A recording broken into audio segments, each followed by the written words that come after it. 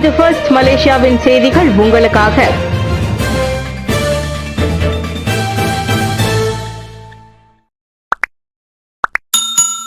தெலுங்கு சமூகத்துக்கு மாயக்க தேசிய தலைவரின் உகாதி புத்தாண்டு வாழ்த்து. இன்று உகாதி தெலுங்கு வருட பிறப்பை கொண்டாடும் அச்சமுதாய மக்களுக்கு மாயக்க தேசிய தலைவர் தான் ஸ்ரீ எஸ் ஏ விக்னேஸ்வரன் வாழ்த்துக்களை தெரிவித்துக் கொண்டுள்ளார்.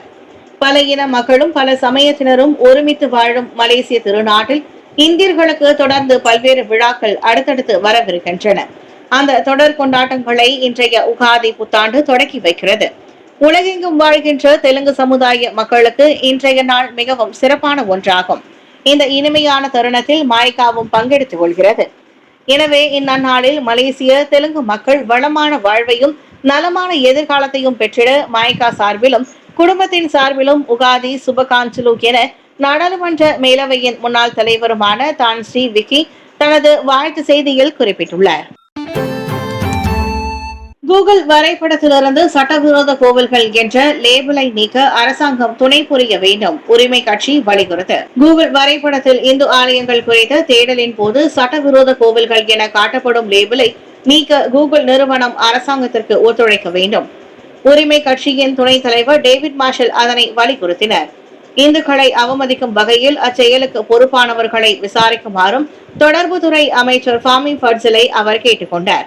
அக்கோவில்கள் பெரும்பாலானவை 50 ஆண்டுகளுக்கு முன் குறிப்பாக தோட்டப்புறங்களிலும் உட்புறங்களிலும் கட்டப்பட்டவை. நாட்டுக்காக உழைத்த இந்திய தொழிலாளர்கள் அவை கட்டப்பட்டன. அதற்காக அவை சட்டவிரோதமானவை என்று அழைப்பதெல்லாம் சரியானது அல்ல என டேவிட் சொன்னார். அத்தகைய செயல் சமூகத்தில் பிரிவினையையும் வெறுப்புணர்வையும் விதைத்துவிடும் என அவர் எச்சரித்தார். நாடு முழுவதும் சட்டவிரோதமாக கட்டப்பட்டுள்ள ஆலயங்களை அடையாளம் காண்பதாக கூறிக்கொண்டு பேஸ்புக் பக்கம் ஒன்று அண்மையில் உருவாக்கப்பட்டது தெரிந்ததே. அதற்கு கண்டனங்கள் எழுந்த நிலையில் 2 தினங்களுக்கு முன்பு மலேசிய தொடர்பு பல்லுலக ஆணையமான MCMC அந்த பேஸ்புக் பக்கத்தின் நிர்வாகியை விசாரணைக்கு அழைத்திருந்தது. நிலநடுக்க மரண எண்ணிக்கை 1000-ஐ தாண்டியது. திணறும் மீட்பு பணியாளர்கள். சக்தி வாய்ந்த நிலநடுக்கத்தால் சீரழிந்துள்ள மியான்மரின் 2வது மிகப்பெரிய நகரமான மண்டாதேவில் மீட்பு பணிகள் பெரும் சவாலை எதிர்நோக்கியுள்ளன. வெள்ளிக்கிழமை ஏற்பட்ட அச்சம்பவத்தில் 1.7 மில்லியன் பேர் வசிக்கும் அந்த கலாச்சார நகரில் ஏராளமான கட்டிடங்கள் தரைமட்டமாகின. இடிந்து விழுந்த கட்டட இடிபாடுகளில் நூற்றுக்கணக்கானோர் சிக்கியிருக்கும் நிலையில் மீட்பு பணியாளர்கள் இரவு பகல் பாராது உழைத்து வருகின்றனர். ஆனால் மின்சாரம் துண்டிக்கப்பட்டிருப்பதால் அவசர மீட்பு குழுவினர் கையடக்க ஜெனரேட்டர்களையே நம்பி இருக்கின்றனர். 24 மணி நேரங்களாக தூக்கம் இல்லாமல் தேடிக் கொண்டிருக்கிறோம்.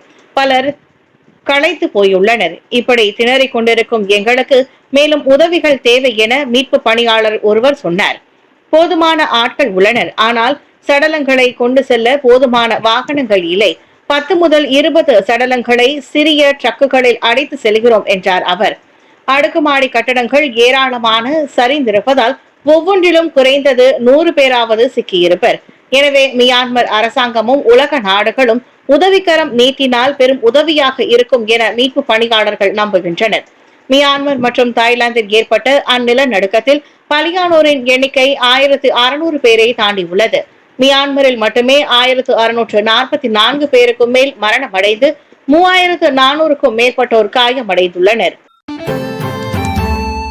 கிரீன்லாந்து மீது மீண்டும் கண் வைக்கும் ட்ரம்ப். துணை அதிபர் ஜேடி வான்ஸ் வருகையால் அதிகரித்த பதற்றம். தனது முதல் தவணையின் போது கிரீன்லாந்து நாட்டின் மீது ஒரு கண் வைத்திருந்த அமெரிக்க அதிபர் டொனால்டு ட்ரம்ப் பின்னர் அதிலிருந்து பின்வாங்கியது தெரிந்ததே. ஆனால் கிரீன்லாந்தை எப்படியாவது விலை கொடுத்து வாங்கிவிடும் எண்ணத்தை அவர் இன்னும் கைவிடவில்லை என்றே தெரிகிறது. துணை அதிபர் ஜேடி வான்ஸ் கிரீன்லாந்துக்கு மேற்கொண்ட குறுகிய கால பயணமே ட்ரம்பின் ஆசையை வெளிச்சம் போட்டி காட்டிவிட்டது. கிரீன்லாந்து மக்களின் கடும் எதிர்ப்புக்கு மத்தியில் வான்ஸ் அங்கு சென்றார். எனினும் தலைநகர் நூக்கிலிருந்து 1500 கிலோமீட்டர் தொலைவில் இருக்கும் அமெரிக்க ஏவுகணை பாதுகாப்பு தளத்தில் சற்று நேரம் இருந்துவிட்டு அவர் கிளம்பிவிட்டார். கிளம்பியவர் சும்மா இருக்காமல் கிரீன்லாந்தை தன்வசம் வைத்திருக்கும் டென்மார்க்கை கடுமையாக திட்டி தீர்த்தார். 300 ஆண்டுகால ஒப்பந்தத்தில் தன் வசமுள்ள கிரீன்லாந்துக்கு டென்மார்க் அப்படி ஒன்றும் பெரிதாக செய்துவிடவில்லை. இதனால் சீனாவும் ரஷ்யாவும் அங்கு ஆதிக்கம் செலுத்த பார்க்கின்றன. எனவேதான் அத்தீவை நாங்கள் கேட்கிறோம். படை பலத்தால் அல்லாமல் பேச்சுவார்த்தையின் மூலம் அத்தீவை கைப்பற்றியே தீர்வோம் என வான்ஸ் அதிரடியாக பேசினார். அவரின் பேச்சு உலக நாடுகளை கடும் அதிர்ச்சிக்கு உள்ளாக்கியுள்ளது. பினாங்கு கட்டடங்கள் 7 மேக்னிடியூட் வரையிலான பூகம்பத்தை தாங்கும் சக்தி கொண்டவை. சவுகான்யோ பினாங்கில் உள்ள கட்டடங்கள் மற்றும் பாலங்கள் ரிக்டர் அளவுகோலில் 7 வரை நிலநடுக்கங்களை தாங்கும் வகையில் வடிவமைக்கப்பட்டுள்ளன. மாநில முதலமைச்சர் சவுகான்யோ அதனை தெரிவித்தார். மியான்மரை நேற்று முன்தினம் 7.7 ரிக்டர் அளவில் உலுக்கிய சக்தி வாய்ந்த நிலநடுக்கம் அண்டை நாடான தாய்லாந்து, கம்போடியா, வியட்நாம், சீனா, இந்தியா வரை நில அதிர்வுகளை ஏற்படுத்தியது. தீபகற்ப மலேசியாவிலும் நில அதிர்வு உணரப்பட்டது. குறிப்பாக கோம்தார் வளாகம், ஜார்ஜ் டவுன், பட்டர்வர்த்தில் உள்ள அடுக்குமாடி கட்டிடங்கள் அவை உணரப்பட்டன. மலேசியா பூகம்ப மண்டலத்திற்கு வெளியே இருந்தாலும் தென்கிழக்கு ஆசியாவில் பெரிய நிலநடுக்கங்கள் ஏற்படும் போதெல்லாம் பினாங்கிலும் நில அதிர்வுகள் உணர்வுபடுவது வழக்கமாகும். ஆனால் அண்டை நாடுகளான இந்தோனேஷியா, பிலிப்பைன்ஸ் போன்றவை பசிபிக் நெருப்பு வளையத்தில் இருப்பதால் அங்கு அடிக்கடி பூகம்பமும் எரிமலை வெடிப்பும் ஏற்படுகின்றன. இவ்வேளையில் மின் நிலையங்கள், அணைகள், கோம்தார் வணிக மையம் மற்றும் அரசாங்க அலுவலகங்களை கொண்ட அலுவலக கோபுரம் போன்ற உயரமான கட்டிடங்கள் போன்ற முக்கியமான கட்டிடங்களுக்கு மட்டுமே நில அதிர்வு விளைவுகள் கருத்தில் கொள்ளப்பட்டதாக மாநிலத்தின் 2 நகர சபைகளின் மேயர்கள் தெரிவித்தனர். தான்ஸ்ரீ பட்டத்தை கொண்ட தொழிலதிபர் 10 மில்லியன் ரிங்கிட் மோசடியில் கைது. பொதுமக்களிடம் 10 மில்லியன் ரிங்கிட் மோசடி செய்த புகாரில் தான்ஸ்ரீ பட்டத்தை கொண்ட ஒரு தொழிலதிபர் கைதாகியுள்ளார். பணச்செலவை வழக்குகளை தீர்ப்பதற்காக போலீசிடம் ஒப்படைக்கவே அப்பணம் என 59 வயது அந்நபர் பொதுமக்களை நம்ப வைத்துள்ளார். ஜப்பான் ஒசாகாவுக்கான பயணம் முடிந்து கோலாலம்பூர் ஜாலான் யூதாண்டில் உள்ள தனது வீட்டுக்கு வந்திறங்கிய கையோடு புகித் அமான் போலீஸ் அவரை கைது செய்தது. பாதிக்கப்பட்டவர்களிடம் இருந்து இன்றைய தேதி வரை 10 மில்லியன் ரிங்கிட்டை அவர் திரட்டியுள்ளார். போலீஸ் உயர்மட்டம் வரை தனக்கு நல்ல தொடர்பு இருப்பதாகவும் பணச்செலவை வழக்குகளை கச்சிதமாக முடித்துக் கொடுத்ததாகவும் கூறி 25 மில்லியன் ரிங்கிட்டிலிருந்து அவர் பேரத்தை தொடங்கியுள்ளார். பணத்தை கொடுப்பவர்கள் பின்னாளில் பணச்செலவை தடுப்பு சட்டத்தில் மாட்டிக்கொள்ளாமல் இருக்க மொத்த பணமும் போலீசிடமே ஒப்படைக்கப்படும் என்றும் அவர்களுக்கு அந்நபர் வாக்குறுதி கொடுத்துள்ளதாக புகித் அமான் வட்டாரம் கூறியது. வாகன ஓட்டிகள் நோக்கி யானைகள் ஓடி வந்ததால் நெடுஞ்சாலையில் பரபரப்பு.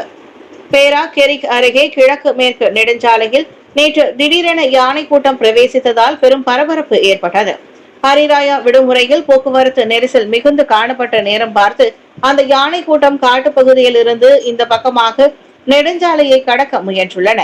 தாய் யானை முதல் குட்டி யானை வரை சுமார் 10 யானைகள் இருந்தன.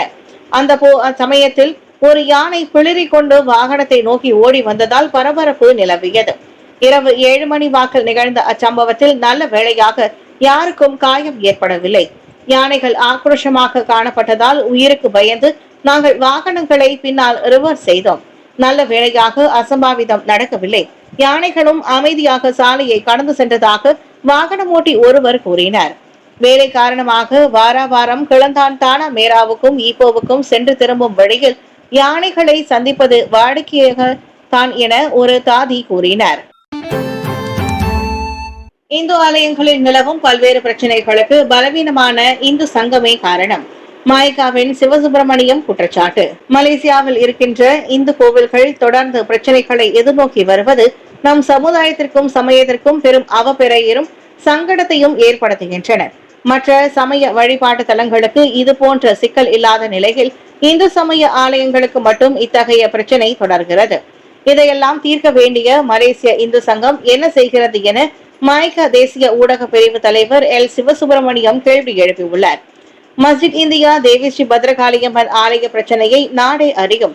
அதற்கு முன்பு பிரிக்ஃபீல்ட் சிவன் ஆலயத்தில் 2 தரப்பினர் நிர்வாக அளவிலும் நிதி அடிப்படையிலும் சண்டையிட்டுக் கொண்டு ஒரு தரப்பார் பக்தர்களை வெளியேற்றிவிட்டு பூட்டு போட இன்னொரு தரப்பினர் பூட்டப்பட்ட பூட்டை வெட்டிய காட்சிகள் எல்லாம் அரங்கேறின. சில காலத்திற்கு முன்பு சுங்கைவே ஸ்ரீ ஈஸ்வரி அம்மன் ஆலய நிர்வாகத்தை ROS மூலம் அரசாங்கமே எடுத்துக்கொண்டது. அங்கு நிதி மோசடி நடைபெற்றதாகவும் பேசப்பட்டது. தொடர்ந்து சுங்கை பட்டாணி பத்துடுவா அம்மன் ஆலயத்திலும் இதே சிக்கல் ஏற்பட்டு அரசாங்கம் தலையிட்டு ஆலய நிர்வாகத்தை கைப்பற்றும் அளவுக்கு நிர்வாக தரப்பில் மோதல் ஏற்பட்டது. இப்படி வரிசையாக நம் ஆலயங்கள் போலீஸ் நிலையத்திற்கும் நீதிமன்றத்திற்கும் சென்று கோவில் பிரச்சனை சம்பந்தமாக புகார் செய்வதும் வழிகாட்டுவதுமான நிலைமை தொடர்கிறது. நீதிபதிகளை தலையிட்டு பரிந்துரை செய்யும் அளவுக்கு ஆண்டாண்டு காலமாக இந்த ஆலய நிர்வாகம் நீதிமன்றத்தையே சுற்றி வலம் வருகின்றது. மஸ்ஜித் இந்தியா ஆலய சர்ச்சையின் எதிரொலி முஸ்லிம் அல்லாதோரின் விவகாரங்களை கையாள தனித்துறை அமைக்குமாறு PKR தீபன் கோரிக்கை. நாட்டில் இந்து ஆலயங்களையும் மற்ற சமய வழிபாட்டு தலங்களையும் பதிவு செய்ய முஸ்லிம் அல்லாதோருக்கு தனித்துறை அமைக்க வேண்டும். மஸ்ஜித் இந்தியா ஆலய இடமாற்ற சர்ச்சையை தொடர்ந்து PKR கட்சியின் குவாலஸ்லாங்கூர் தொகுதி முன்னாள் தலைவரான தீபன் சுப்பிரமணியம் அக்கோரிக்கையை முன்வைத்துள்ளார். தீபகற்பத்தில் அமைந்துள்ள பெரும்பாலான ஆலயங்கள் காலனித்துவ ஆட்சியின் போது கட்டப்பட்டவை. அந்த நேரத்தில் அவை சட்டவிரோதமாக கருதப்பட்டன. எனினும் மலாயா சுதந்திரம் அடைந்த பிறகு அவற்றில் ஏராளமானவை பதிவு செய்யப்படவில்லை. அதற்காக அவற்றை சட்டவிரோதமானவை என சொல்லிவிட முடியாது என தீபன் சொன்னார். எனவே இதுபோன்ற ஆலய நில மேலாண்மை விவகாரங்களை கவனிக்க தனித்துறை அமைக்கப்படுவதே சிறந்தது என்றார் அவர். முஸ்லிம் அல்லாதோரின் விவகாரங்களை கையாள பிரதமர் துறையில் தனி அமைச்சு உருவாக்கப்பட வேண்டும் என பிப்ரவரியில் ரவுப் நாடாளுமன்ற உறுப்பினர் சாவ் யூ ஹியூ இதே போன்றதொரு பரிந்துரையை முன்வைத்தார். எனினும் அதற்கு எதிர்கட்சிகள் மட்டுமின்றி ஒற்றுமை அரசாங்கத்தின் பங்காளி கட்சிகளான அம்னோவும் அமனாவும் கூட எதிர்ப்பு தெரிவித்தனர். தந்தை ரிவர்ஸ் செய்த கார் மோதி 1 வயது பெண் குழந்தை பலி. ஜோஹர் பாரு தாமண்டேசா ஹார்மோனியில் தந்தை பின்னால் ரிவர்ஸ் செய்த கார் மோதி 1 வயது பெண் குழந்தை பரிதாபமாக உயிரிழந்தது. நெஞ்சை உலுக்கும் இச்சம்பவம் நேற்று அதிகாலை 2:30 மணிக்கு நிகழ்ந்ததாக பாசிர்குடாங் போலீஸ் தலைவர் துணை ஆணையர் முகமது ஷுஹைமி இஷாக் கூறினார். சம்பவத்தின் போது காரை வெளியே எடுத்த 27 வயது அவ்வாடவர் பின்பக்க இட டயரிலிருந்து சத்தம் கேட்டு இறங்கி சென்று பார்த்தார்.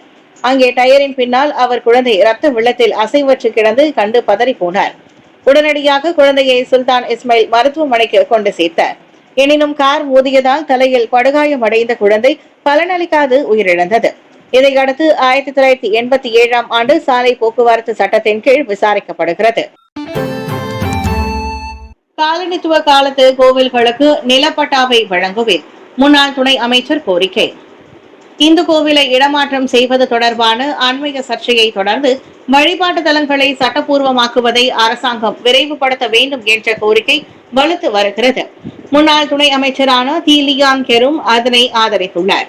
இன மத பிரச்சினைகளை தொடர்ந்து துண்டிக்கப்படுவதால் முன்னெச்சரிக்கையுடன் செயல்பட வேண்டிய அவசியம் அரசாங்கத்திற்கு இருப்பதாக அவர் கூறினார். சுதந்திரத்திற்கு முன்பே பல கோவில்கள் அரசு நிலத்தில் இருந்துள்ளன. ஆனால் சில உரிமைகளுக்கான விண்ணப்பங்கள் எப்படியோ நிர்வாக கெடுபிடிகளால் புறம் தள்ளப்பட்டு விட்டன. அவற்றுக்கு உண்மையில் இயல்பாகவே நிலப்பட்டா வழங்கப்பட வேண்டும் என லியான் கேர் கூறினார். வழிபாட்டு தலங்கள் சட்டவிரோதமாக இயங்காமல் இருப்பதை உறுதி செய்வதற்காக ஊராட்சி மன்றங்களில் அவற்றை பதிவு செய்ய சட்டப்பூர்வ திட்டம் தொடங்கப்பட வேண்டும் என PKR இளைஞர் செயற்குழு உறுப்பினர் பி நந்தகுமார் முன்னதாக பரிந்துரை செய்திருந்தார். மஸ்ஜித் இந்தியா தேவி ஸ்ரீ பத்ரகாளியம்மன் ஆலய இடமாற்ற சர்ச்சை தொடர்பில் அவர் அவ்வாறு ஆலோசனை கூறினார்.